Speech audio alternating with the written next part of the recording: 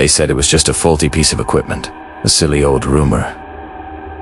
But the rules of this playground were written by something that was never alive.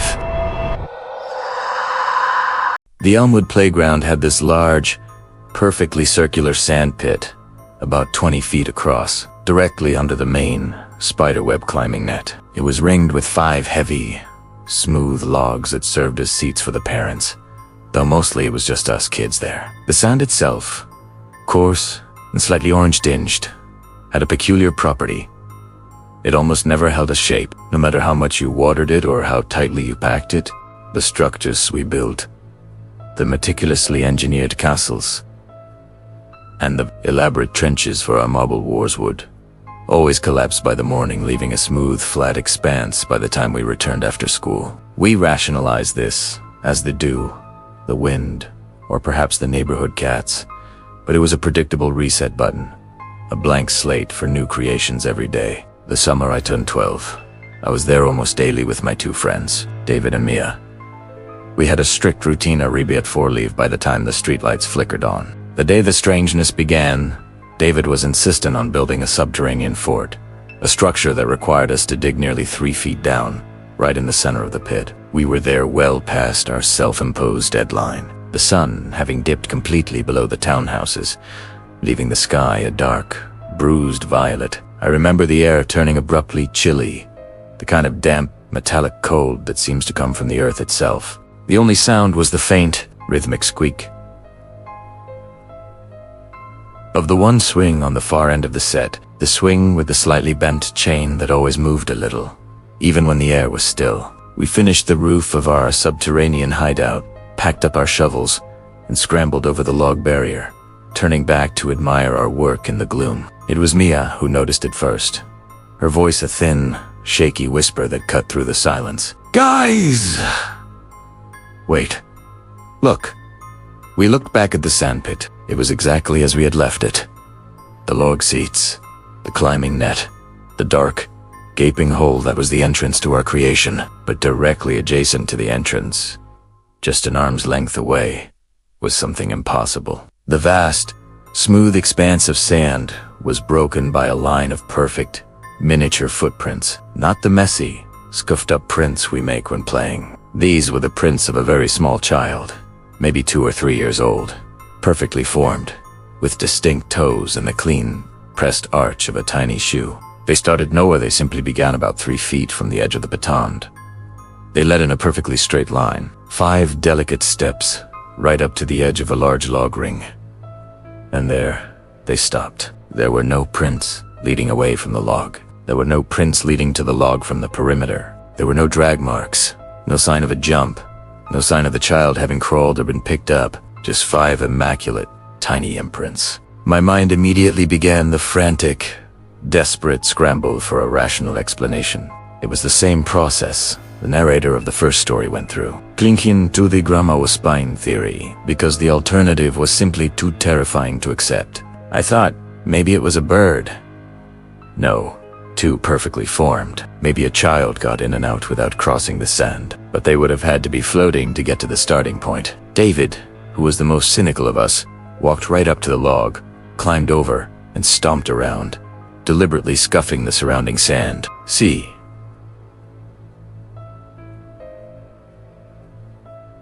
someone was just messing with us, he declared, though his voice lacked conviction, and his eyes kept darting back to the 5 tiny steps. His prints, size 7 and undeniably real, were everywhere. The pristine small ones remained, mocking his forced attempt at rational chaos.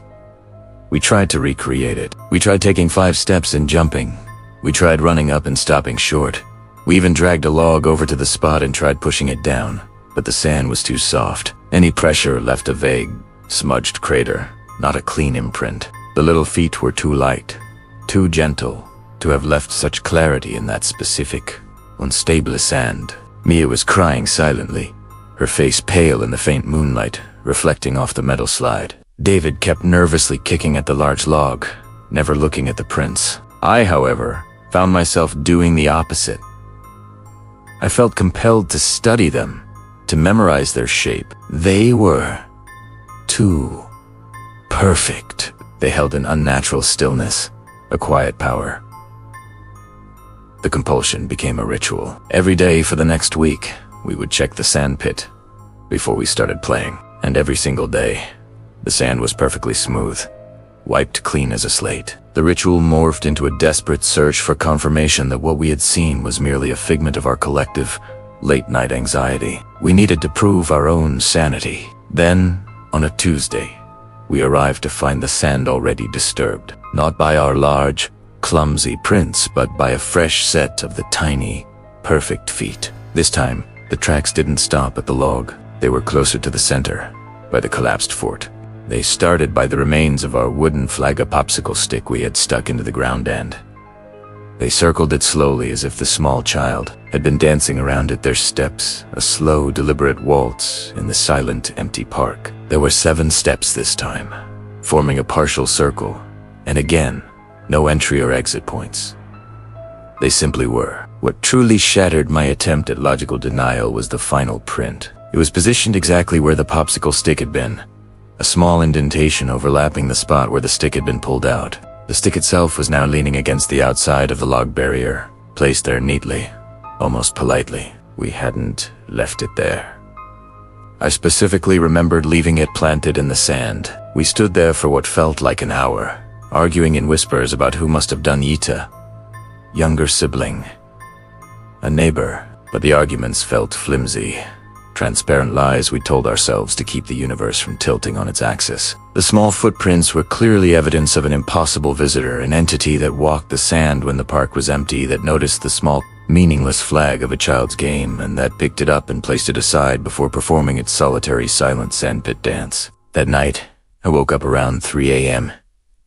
It was a sudden, sharp wake-up that happens, not because of a noise, but because of an abrupt, profound silence. I crept to my 3rd-floor window, the one that offered a narrow, distant view of the Elmwood Playground. The whole scene was bathed in the sickly amber glow of the single tall lamp post. The climbing net was black, spider-like against the light, and beneath it, in the center of the large sandpit, I saw movement.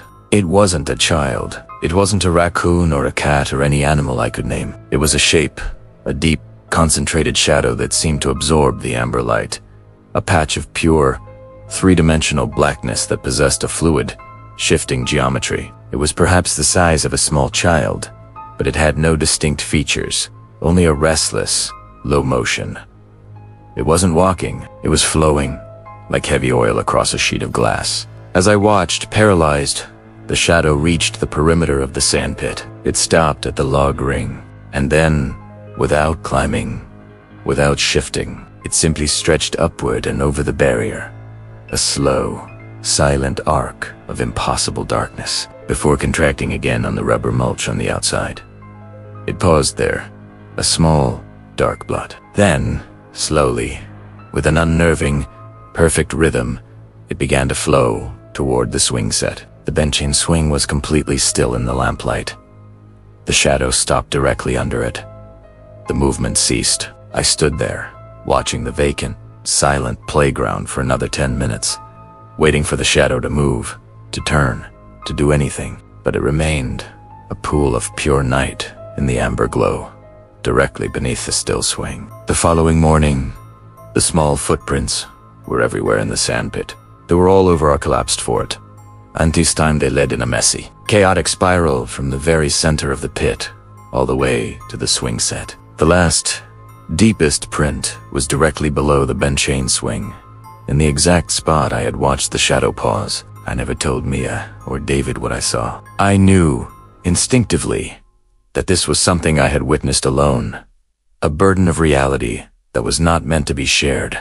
The terror wasn't the shadow. The terror was the realization that the silent observer, the tiny feet, was real, and it was now actively moving in a deliberate, conscious pattern across our play space, using the sandpit not as a place of joy, but as a silent, personalized message board. The incident was only the first fracture in the playground's illusion of safety. It cemented the core, terrifying question: who or what had left the salt and the frogs off the list of things the roommates shouldn't bring back? It wasn't about the rules. It was about the nature of the rule maker. And the sandpit had confirmed that the nature was not human. and the rules were not designed for our benefit. The playground, I knew then, was not just a place we visited. It was a place. It lived, and it was watching our game. The tetherball pole was another unassuming fixture of the Elmwood Playground, located far on the edge of the asphalt court, away from the wood chips and the sandpit. It was a solitary, 9-foot metal pillar, capped by a worn, silver eye hook, from which a heavy rope and a deflated, cracked ball dangled. The pole had a specific sound.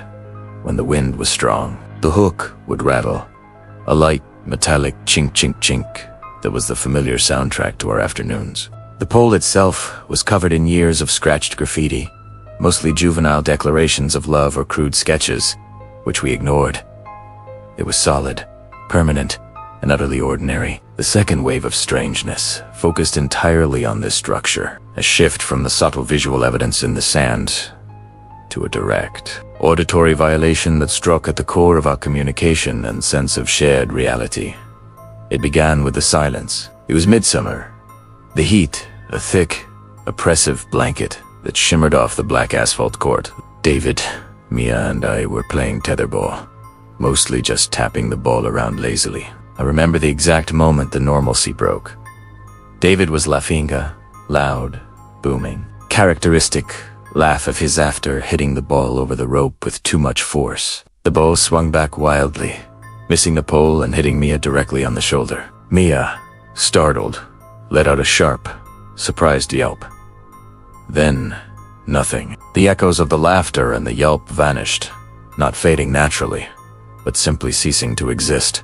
It was an abrupt, surgical excision of sound. The silence that followed was not the normal quiet of a low wind or distant traffic. It was a profound, deafening vacuum, like someone had flipped a switch on the entire world's acoustic system. My ears felt instantly pressurized, as if I had driven too fast up a mountain. I looked at David and Mia, and they were looking back at me, their eyes wide with confusion. David opened his mouth to speak. I saw the muscles in his jaw clench, the movement of his lips, the slight tremor in his throat, but I heard nothing. Zero sound. He was mouthing words that should have been loud, exasperated inquiries, but they were trapped behind a soundproof barrier that only existed around the three of us. It was a terrifying, deeply isolating sensation, to know that a noise is being created, to see the physical evidence of it, and yet to register no vibration, no movement of air, is to doubt your own perception of reality. We stood there, mute, for maybe 20 seconds. David frantically pointed to the tetherball pole, then mimed, shaking his head. I realized he was trying to convey that the pole, which should have been rattling softly in the breeze, was also silent. Its familiar chink chink chink was gone. Then, just as suddenly as it had left, the sound snapped back. The return was not gentle. It was a sudden, violent injection of noise. David's unfinished, soundless words erupted into an angry, loud sentence. "What is wrong with you guys? Did you hear me?" The background noise, the distant hum of the city, the chirping of crickets, the light squeak creak of the bent swing-it, all rushed back in, overwhelming and immediate. Mia actually screamed, clutching her ears, the shock of the sudden volume too much after the vacuum. The tetherball hook started its metallic rattle. Only teased him.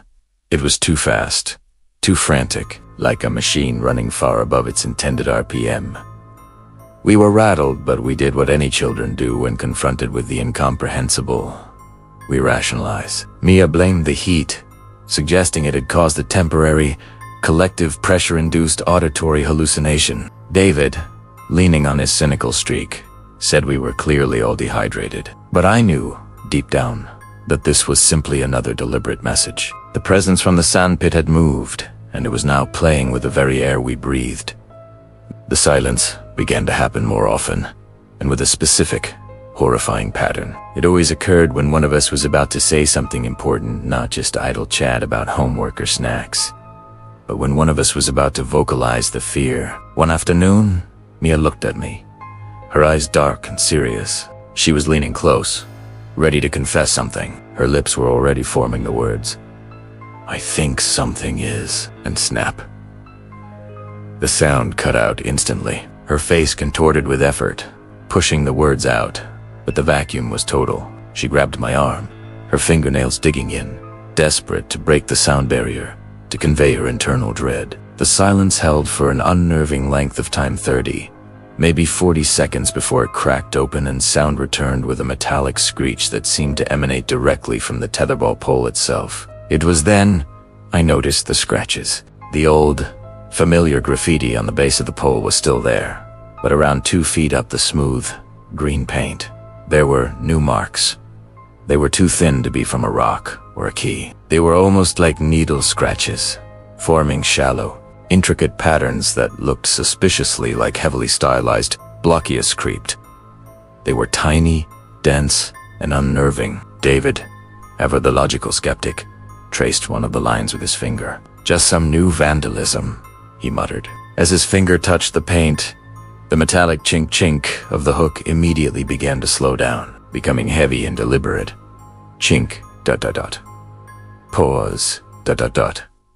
Chink, ... Pause, ... Chink. The rhythm was no longer the randomness of the wind. It was a measured, intentional beat, and as we watched the metal hook, which had been rattling freely a second ago, seemed to drag against the pole, making a horrific prolonged screech. David yanked his hand back, as if burned. The silence then hit us again, but this time, it was different. When it returned, the sound didn't rush in. Instead, for a fraction of a second, the tetherball pole seemed to emit a single, concentrated sound. A low, resonant humming, like a huge, invisible tuning fork had just been struck deep beneath the asphalt. It wasn't loud, but it was vibrating in my chest. A low-frequency pulse that felt like a sound you weren't meant to hear. It was a sound that made my teeth ache, and the little hairs on my arms stand up. Mia was hyperventilating now, unable to speak, her eyes fixed on the new, intricate scratches. I felt a cold dread settle over me. The chilling realization that the scratches were not random. They were the entity's signature. The sound had been vacuumed out because the entity did not want the fear named. It did not want the truth spoken aloud, and the scratches were its way of writing its own message. A silent, complex glyph of ownership carved into the very structure of the playground. We started a new ritual, never looking at the pole, never going near the asphalt court. But the auditory hallucinations, or whatever they were spreading. We were sitting on the steps of the yellow slide, a good 50 feet away, when Mia leaned over, her voice barely a breath. "Did you hear that?" "Hear what?" David and I asked in unison. "The chink, chink, chink." It sounded like it was right behind me, but the actual pole was silent, still, and distant. The next day, David swore he heard his name whispered, loud and clear, while he was at the apex of the climbing net. He looked down and saw only the empty rubber mulch. The day after, I was on the swing knot, the bent one, a normal, quiet one, and I heard what sounded like a burst of static, followed by a child's short, high-pitched giggle, originating from directly beneath the seat. When Primera looked, there was nothing, just the crisscross pattern of the mulch. The psychological warfare was escalating. The entity had stopped playing with the inanimate sand and had moved on to manipulating our senses, playing with the mechanics of sound and space itself. It was a terror far worse than the shattered window or the figure over the bed, because it was an intrusion into our minds, a direct attack on our shared ability to define reality. We could no longer trust what we heard, and if we couldn't trust the sound of our own voices, how could we trust our confessions of fear? The worst part of this period was the slow, insidious breakdown of trust between the three of us. We started to suspect each other, just as the narrator of your story suspected his roommate Weston of faking sleep.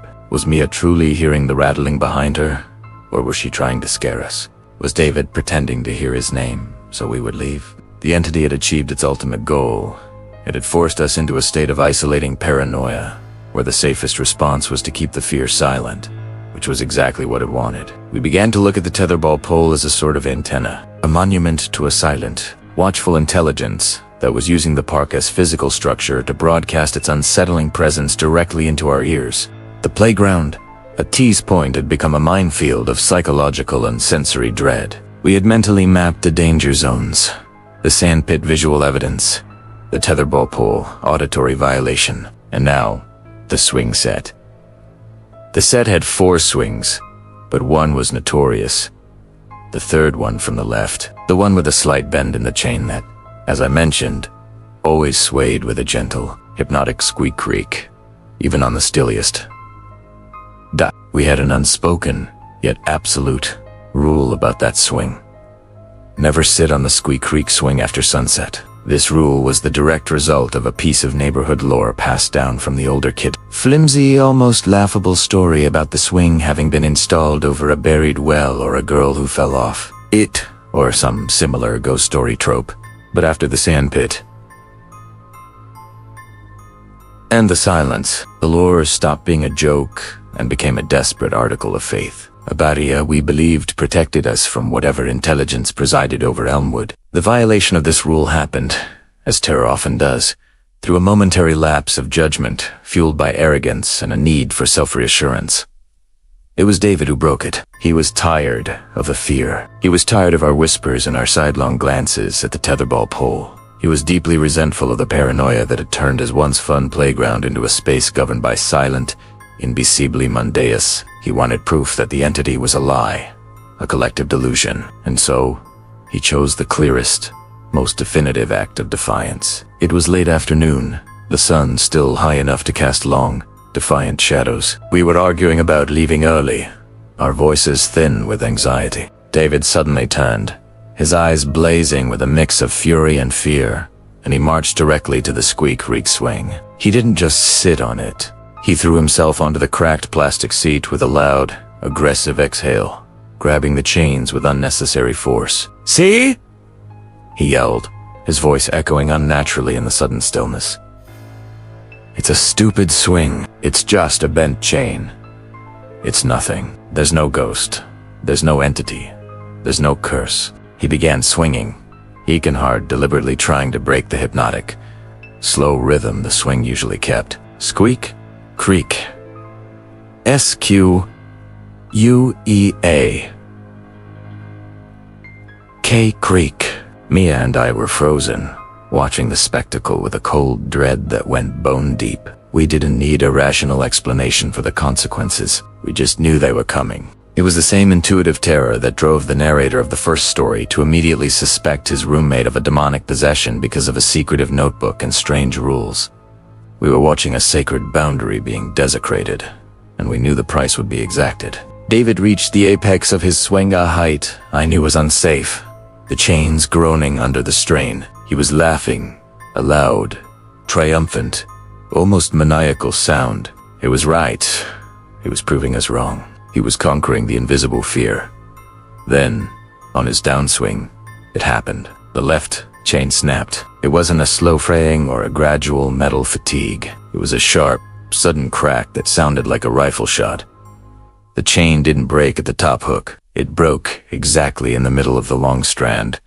A clean, inexplicable severance. David was hurled violently sideways, slamming into the adjacent swing support pole with a horrifying, dull thud. He collapsed in a heap on the ground, the broken swing seat and the nauseous length of chain landing beside him. We rushed to him, Mia screaming, me numb with a cold, clear certainty. He wasn't moving. He was curled into a ball, clutching his arm, his face a shocking mask of ashen pain. But as we knelt beside him, checking his pulse and yelling his name, the focus of the terror was pulled away from the injury and back to the swing set itself. The remaining part of the chain to hat that was still attached to the top bar began to move. It wasn't swinging, it was dangling, an angry, severed appendage. And then it began to twirl. Slowly at first, then faster, winding up tightly on itself until the chain was a perfect, taut spiral. It reached a point of maximum tension, paused, and then violently unwound with a sound like a wet whip cracking. It did this 3 times. Wind, pause, crack. Wind, pause, crack. Wind, pause, crack. The sound was not that of a loose chain unwinding. It sounded precisely like the hissing that the first story's narrator described when his monstrous roommate, turned on him in a screaming match. It was a pure, concentrated sound of furious, non-human rage. When the chain finally stilled, the end of the broken section, the part where the metal had severed, was not jagged or rusted. It looked as if it had been cleanly cut by an impossibly thin, sharp instrument, or perhaps melted and fused. But directly beneath the hanging chain, on the rubber mulch, was a single, undeniable piece of evidence that had no earthly explanation. It was a small, smooth, rounded stone, maybe the size of a pigeon's egg, that hadn't been there moments ago. It was perfectly white, and resting on its surface, as if painted were two intricate, dark scratch marks. They were identical to the tiny, dense glyphs we had seen on the tetherball pole.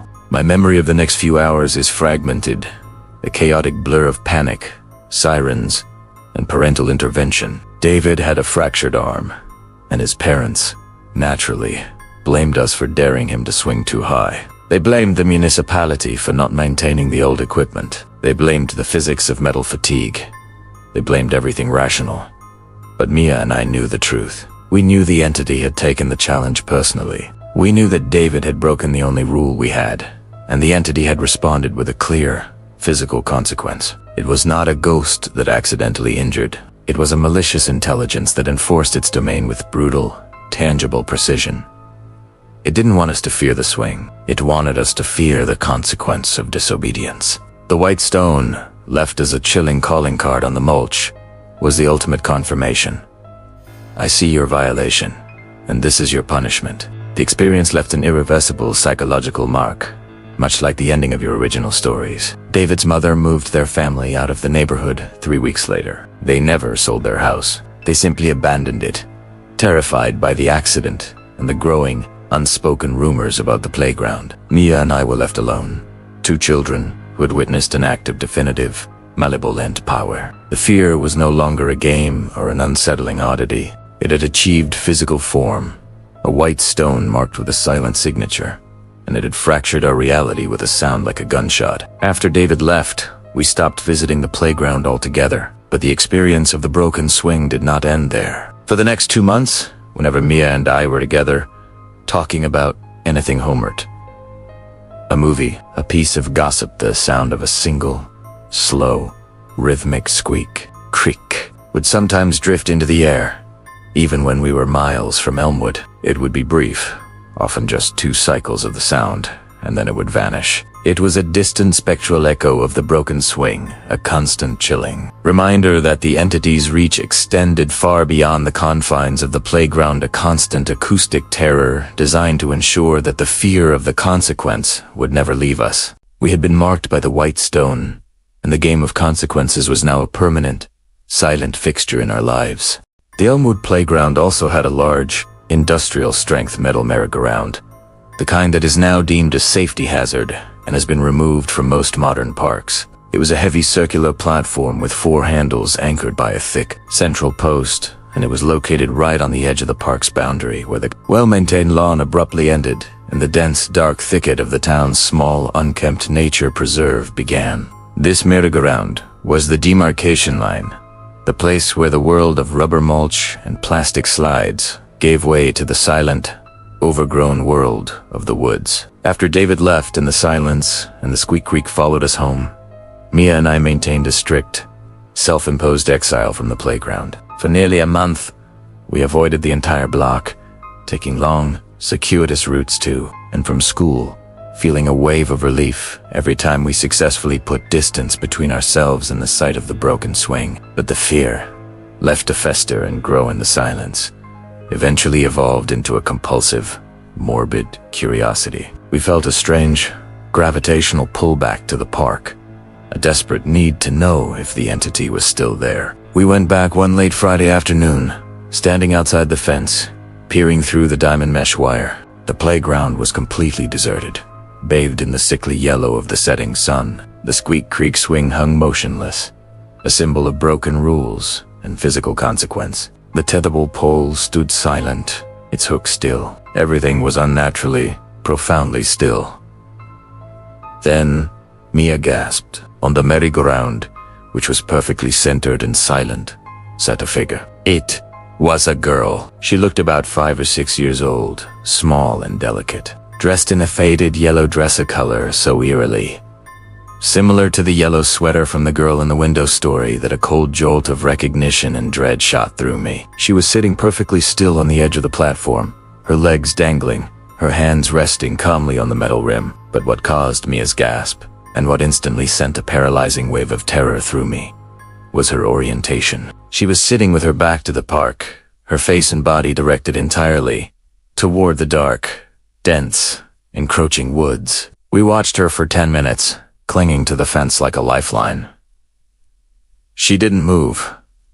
She didn't fidget. She didn't look at us, despite the fact that we were openly staring at her. She was a silent statue, a figure of profound, unsettling stillness, perpetually facing the darkness of the tree line. Every instinct screamed at us to run, but the sight was too hypnotic, too impossibly strange to leave. Finally, driven by the same reckless curiosity that made the narrator of the original story risk checking the roommate's secret notebook, I called out, my voice a thin, reedy sound that barely carried across the empty park. "Hello, are you okay?" The girl did not move. Her silence was a palpable, living thing. Mia tried next, her voice firmer. "Are you lost? We can call someone." Still, no response. The figure remained utterly still, a beacon of silent, yellow defiance against the encroaching green of the woods. Then, slowly, almost imperceptibly, the merry-go-round began to move. It wasn't a sudden spin. It was a gradual, agonizingly slow rotation. The kind of movement that shouldn't be possible without a physical push. But the movement was too fluid, too perfect, lacking the initial jerk or the subsequent wobble of human force. It moved like a clock hand, precise and quiet, its rusty bearings making a low, grinding sound that replaced the swings earlier. Higher-pitched terror. The girl on the edge moved with it, her body remaining perfectly rigid, still facing the woods. As the merry-go-round turned, the girl's gaze swept over the park, over the sandpit, past the broken swing, past the silent tetherball pole, until she was directly facing us. But she wasn't facing us. Her body was facing us, but her head remained utterly, unnervingly still. She had performed a full 180-degree turn without her neck moving an inch. Her small, yellow-dressed figure was now looking at us, but her face, shielded by a curtain of long, dark, matted hair, was still angled directly toward the woods. It was a profound physical impossibility, a horrific demonstration of non-human anatomy. She was facing one way and looking another. And then, the impossible began to correct itself as the merry-go-round continued its slow, silent, relentless rotation. The girl's head began to move, not slowly, but in a series of tiny, high-speed vibrating jerks, like an old stop-motion animation struggling to play through a faulty projector. With each micro-jerk, her head corrected its angle, snapping a fraction of an inch closer to the direction her body was facing. The process was agonizing to watch, a rapid,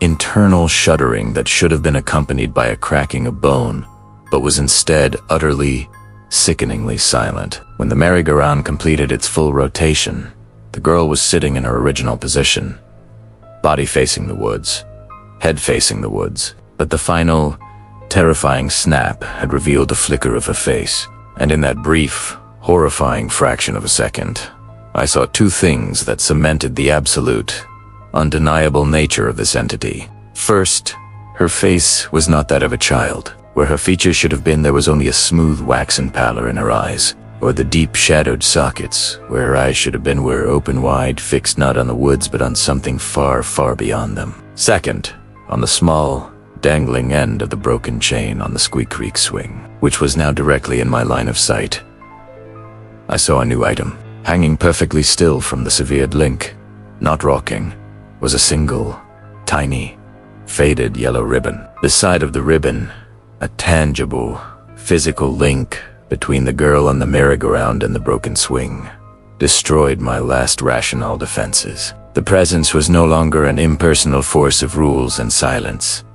It was a being, one that used specific tokens and clothing to mark its presence, much like the ghosts in the final story of your transcript, who always wore the yellow sweater. This entity was anchored to the playground, not just as a location, but as a site of a specific, personal, childhood trauma. Mia and I didn't scream this time. We simply turned, in perfect unison, and ran. We ran until our lungs burned, until the fear was a physical, choking pain in our chests. We never looked back.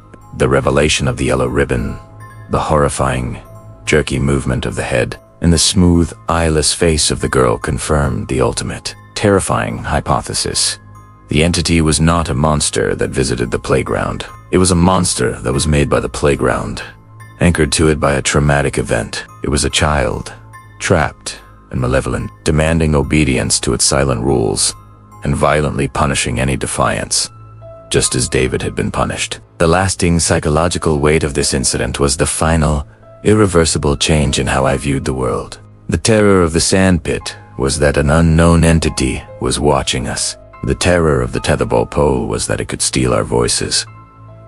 But the terror of the girl on the merry-go-round was that the entity was childhood itself, twisted and trapped, forever turning away from the park, forever facing the darkness of the woods. And as we ran, I had the chilling, profound certainty that the entity wasn't just punishing us for breaking a rule. It was deliberately training us, preparing us for a final terrifying confrontation that would define the rest of our lives.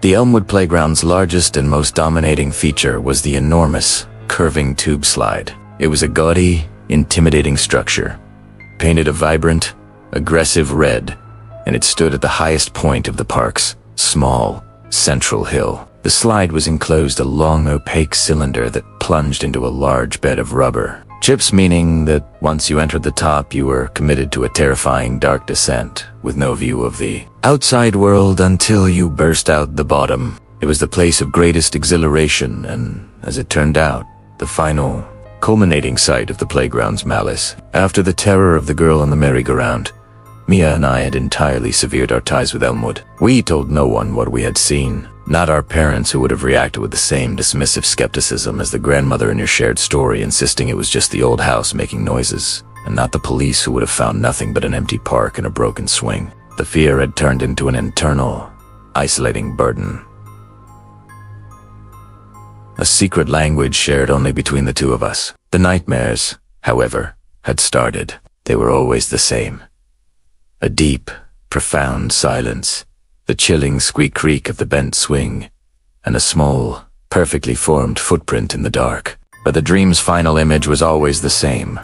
The smooth, waxen face of the girl on the merry-go-round, her vacant sockets, slowly turning until they were locked directly onto me. The confrontation that ended the entire affair happened on a Saturday morning, a beautiful, sun-drenched day that mocked the darkness that lived within us. I was walking home alone from the convenience store, and my direct path required me to walk past the playground's street-side fence. I promised myself I wouldn't look, but just as I reached the midpoint of the fence, I heard it. A sound that was not the squeak creak, not the chink, and not the silent hum, but something entirely new, utterly terrifying, and specifically directed at me. It was the sound of a child's voice, counting slowly. The voice was faint, muffled, and tinny, as if speaking through a narrow, long pipe. It was coming from the red slide. 5. ...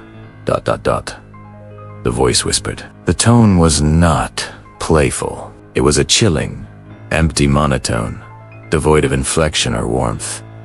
My feet stopped dead. Every rational impulse screamed at me to sprint away, to pretend I hadn't heard anything. But the trauma of the past few months had created a perverse compulsion. I had to know. I had to see the source, or the nightmares would never stop. This was the final, unavoidable challenge. The moment where the long, slow, psychological burn finally ignited into a catastrophic explosion. I crept to the fence, peering through the diamond mesh. The playground was empty. The tetherball pole was silent. The merry-go-round was still. The sun was high, the light blindingly normal. Yet, from the high, dark opening of the red slide's tunnel, the counting continued. 4... double. Quotes, the realization of the countdown was a cold slap of terror. It was a definite, deliberate timer, and I was the intended target. The entity was forcing me to participate in its final, horrifying game. I looked frantically around the empty park, searching for a parent, a dog walker, anyone who could break the silence and the horrible, focused attention of the slide. There was no one. The silence of the neighborhood felt absolute, an extension of the sound vacuum we had experienced weeks ago. 3... The voice was closer now, slightly louder, carrying a faint, wet echo. I felt a sudden, inexplicable shift in the air temperature, a cold draft that seemed to flow directly from the end of the red slide S tunnel and across my face. It was the same metallic, damped cold I had felt in the sandpit when the shadow appeared. My mind, in a final, frantic attempt at self-preservation, tried to construct a rational defense. It's a kid hiding. It's a trick. But I knew it wasn't. The counting was too perfectly spaced, too mechanical, too empty of the breath and rhythm of a living human. 2...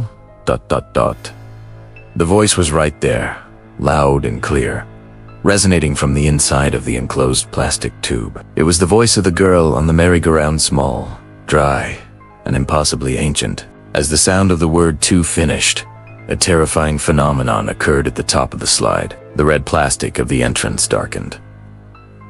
It didn't just become shadowed, it changed color, the vibrant crimson becoming a deep, viscose black, as if the light was being actively sucked out of the plastic itself. Then, on the very edge of the lip, a dark, perfectly circular stain began to form, spreading rapidly across the upper entrance. It was a massive, wet blotch of pure blackness, a stain that was not liquid, but was spreading like a spill, consuming the light and the color. It was the terrifying, adult version of the small, dark-stained tea-girl in the window story described on her yellow sweater. I knew, with a horrible, crystallizing certainty, that if the voice reached one, the entity would emerge from the slide, or the stain would fall, or I would be violently pulled into the darkness. It was the final, irrevocable moment of consequence. 1. The sound of the final number was not spoken. It was a loud, wet whisper that seemed to bypass my ears and resonate directly in the bone of my skull. And as the sound faded, the stain at the top of the slide began to drip. It didn't drip liquid. It dripped darkness. A thick, black, non-reflective substance, a pure void of color, began to ooze over the red lip and fall, one slow, heavy drop at a time, onto the bright, yellow plastic of the stair railing below. The drop hit the yellow plastic and did not splatter or run. It simply imprinted, leaving a clean, concentrated circle of absolute black that looked like a deep burn. That was my breaking point. The moment the first drop of darkness hit the yellow plastic, I let out a scream that was a raw, animal sound of pure, unadulterated terror. It was the sound of a rational mind snapping under the weight of the impossible. I didn't run. I scrambled backward, tripping over my own feet, pushing myself away from the fence, my eyes locked on the terrifying stain that continued its slow, deliberate ose. I don't remember the details of getting home. I only remember my mother finding me an hour later, curled in a fetal position in the closet, shaking violently, repeating the number 1 in a desperate, broken whisper. We moved out of that townhouse 2 months later. My parents, never knowing the full, terrifying truth, only knew that I had developed a profound, debilitating phobia of all playgrounds, all enclosed spaces, and, most terrifyingly, the color red. I couldn't articulate why, and I couldn't force the explanation out of me. Years later, I drove past Elmwood Park. The entire playground had been demolished. The red slide, the tetherball pole, the swings all gone. The municipality had paved over the area, turning it into a small, manicured patch of grass with a single wooden bench. It was a place where all the old boundaries and fixtures of childhood trauma had been erased. But as I drove by, I glanced at that empty patch of grass, and on the smooth, new pavement where the tetherball pole used to stand, I saw it a single, inexplicable mark. It wasn't a crack or a stain. It was a tiny, perfectly formed, deliberate indentation in the fresh asphalt. A single, miniature footprint. And that is why, even today, and the supposed safety of my home. I cannot look at anything painted a bright, primary red without a sudden, cold panic seizing my chest. I cannot walk past a park without hearing the ghost of a squeak creak in my ear. The entity from the Elmwood Playground, the girl in yellow, the one who enforced her rules with broken metal and falling darkness, taught me the true meaning of fear.